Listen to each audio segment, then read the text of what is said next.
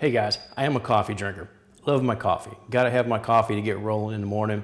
It's not unusual for me to be drinking coffee in the afternoon or late in the evening, although I don't drink it so much at night. Caffeine, you know? Anyway, one of the things that people don't like about coffee is that traditional methods of making coffee, it can be bitter because whenever you put hot water over the coffee beans, it extracts certain elements that are just naturally bitter. Hey, it's a fact of life. Anyway, the folks over at Gosh sent me this to try out.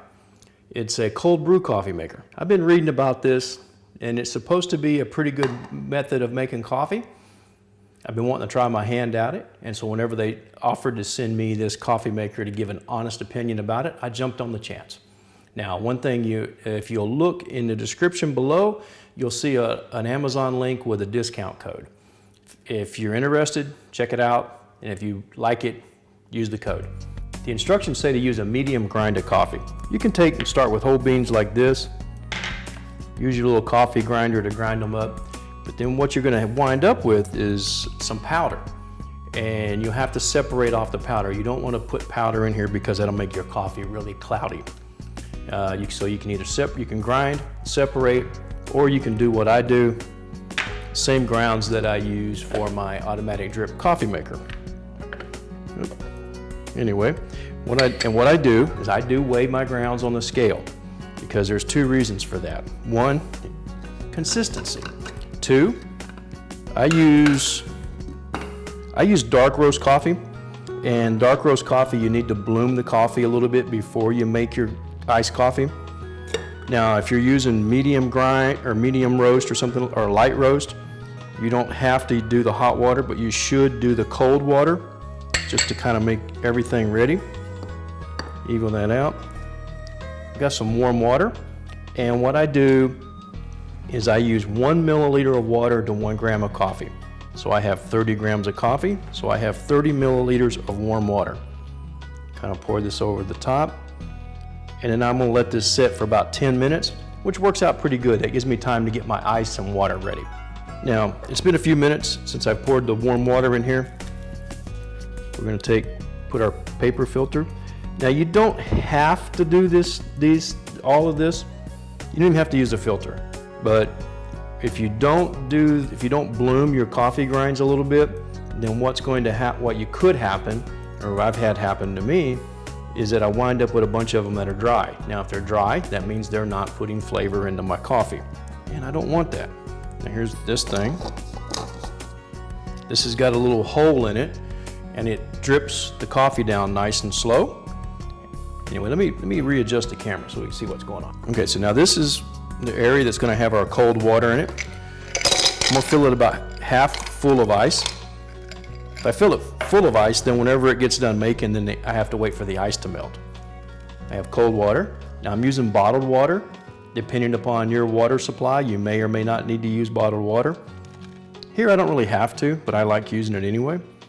And I'm putting cold water in there, because remember, it's cold brew coffee. And essentially what we're going to do, we're going to fill this up.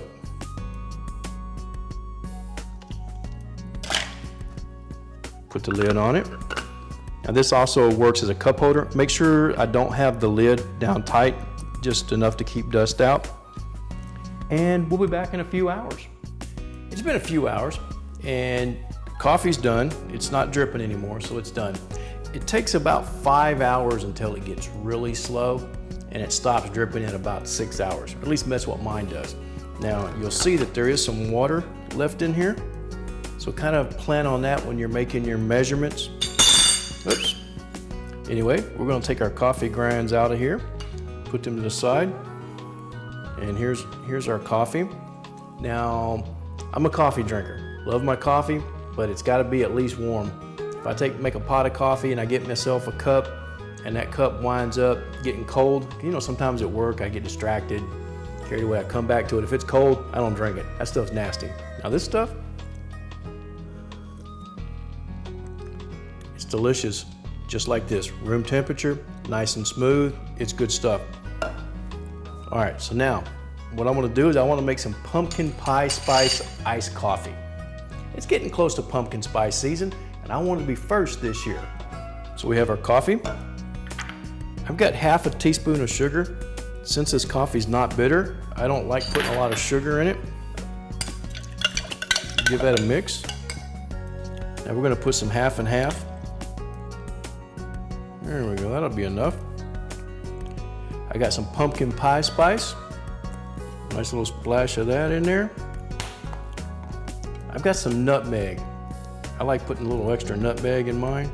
The pumpkin pie spice has nutmeg, but I like to put a little extra. Give this a stir. Now you want to stir this before you put your ice in there, get everything dissolved. Now we're gonna put our ice in.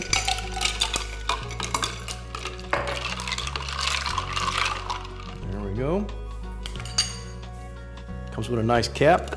Now remember, there is going to be a coupon code listed down below. Only thing left is give this a taste. Anyway, flip that around.